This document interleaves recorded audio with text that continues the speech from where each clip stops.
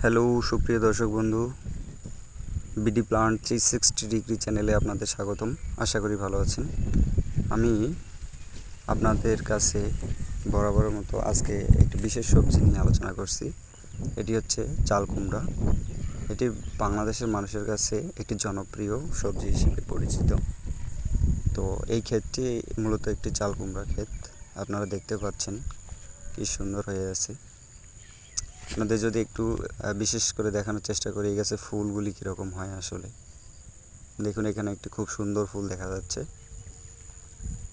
নিচের দিকে খেয়াল করলে দেখব আমরা এখানে কয়েকটি চাল কুমড়া ধরে আছে।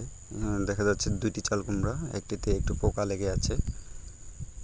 পাশে আরেকটি আছে, আমরা যদি আপনাদের দেখানোর চেষ্টা করি দেখতে পাচ্ছেন, হয়তো পাতার কারণে একটু কম দেখা যাচ্ছে। এর পাশে আরেকটি একবারে কচি, আরও ছোট যেটা, এটাকেও দেখাই আপনাদের। তো দেখতে পাচ্ছেন আপনারা, এটি মূলত একটি চাল কুমড়া ক্ষেত।